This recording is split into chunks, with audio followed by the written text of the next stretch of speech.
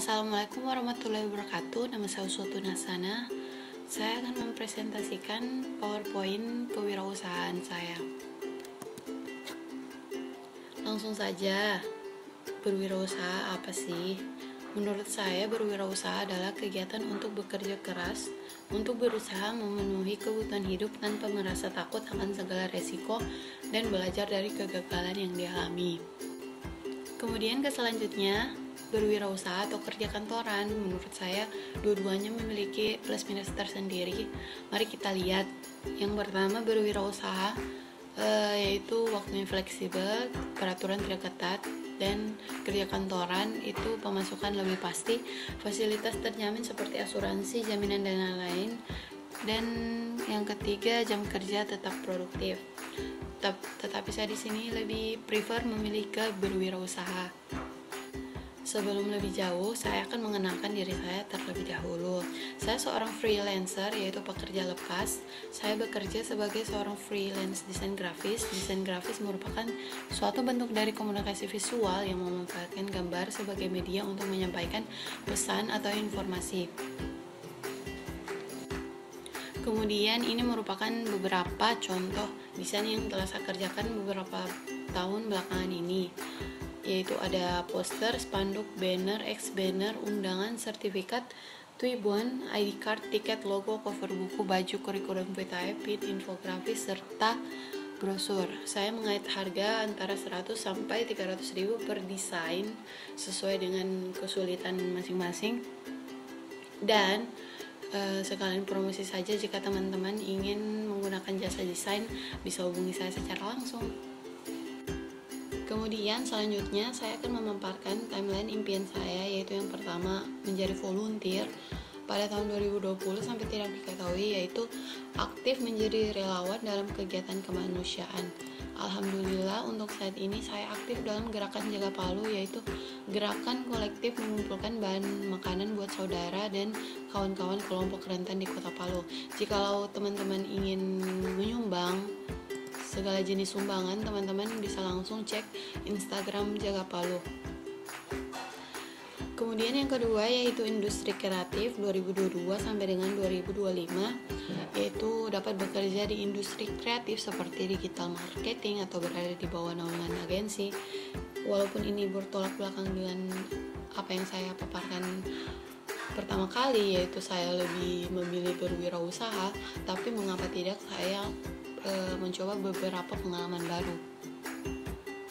Kemudian yang ketiga yaitu advertising atau percetakan, yaitu ini merupakan impian dari dulu saya bahwa saya memiliki toko percetakan yang menunjang usaha saya. Kemudian yang keempat yaitu membangun saja atau sekolah alternatif anak jalanan di Kota Palu. Ini merupakan impian dari dulu saya bahwa dapat menolong anak jalanan yang masih memiliki harapan untuk sekolah tapi sudah putus sekolah. Kemudian yang terakhir yaitu naik haji, menunaikan rukun Islam kelima karena merupakan kewajiban bagi umat muslim yang mampu secara fisik dan finansial. Kemudian selanjutnya, jika diberi pertanyaan, kalian diberi kesempatan berwirausaha, usaha apa yang akan kalian buat? Saya lebih memilih kembali ke titik awal bahwa usaha bidang jasa desain itu menurut saya lebih oke. Contohnya kewirausahaan bidang jasa desain seperti desain interface, desain grafis, desain produk. Kita akan membahas prospek usaha bidang jasa. Di sini saya mengambil contoh yaitu desain grafis. Desain grafis itu keuntungan usaha desain grafis itu besar, apalagi jika mendapatkan konsumen dari mancanegara dengan bayaran dolar. Pasar bisnis desain grafis sangat luas. Dengan bantuan jasa desain grafis, banyak manfaat yang bisa diambil konsumen seperti memudahkan proses komunikasi dan pemasaran produk. Kemudian selanjutnya, apa sih manfaat media sosial bagi sarana promosi usaha saat ini? Menurut saya itu ada 6, yaitu yang pertama memperluas target pasar, yang kedua membagikan informasi lebih cepat, yang ketiga bisnis mudah dijangkau, yang keempat promosi dengan biaya yang minim, yang kelima konsumen bisa ditargetkan lebih spesifik, dan yang terakhir yaitu mendapatkan feedback secara langsung. Kemudian ini beberapa platform yang sering digunakan pengguna media sosial di Indonesia berusia 16 hingga 64 tahun. Persentase pengguna yang mengakses YouTube mencapai 88%, WhatsApp sebesar 84%, Facebook sebesar 82%, dan disusul Instagram yaitu sebesar 79%. Tapi menurut saya ada beberapa media sosial yang lebih menarik untuk mempromosikan usaha kita, yaitu Facebook dan Instagram, karena menyediakan fitur iklan secara gratis. WhatsApp juga termasuk untuk mempromosikan, tapi lebih prefer ke Facebook dan Instagram sih. Jadi kesimpulan yang saya ambil dalam beberapa hari training kemarin, pada dasarnya bisnis online dapat didefinisikan sebagai aktivitas perdagangan, baik barang maupun jasa yang dilakukan dengan menggunakan internet sebagai penghubung antar penjual dan pembeli. Banyaknya platform yang kini bisa digunakan secara gratis untuk memasarkan produk, membuat siapa saja bisa menjadi pebisnis online. Jadi sebelum memulai bisnis, perlu diingat bahwa yang pertama, kita harus memiliki keinginan belajar dan berkembang sebelum menjalankan bisnis.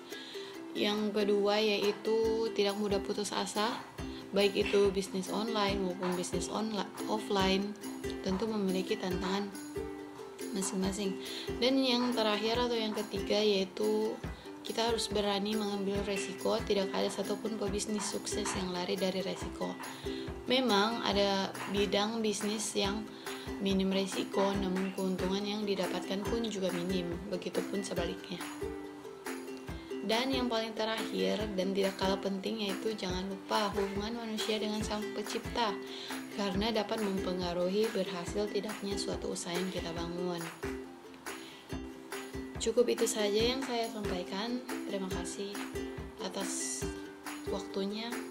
Assalamualaikum warahmatullahi wabarakatuh.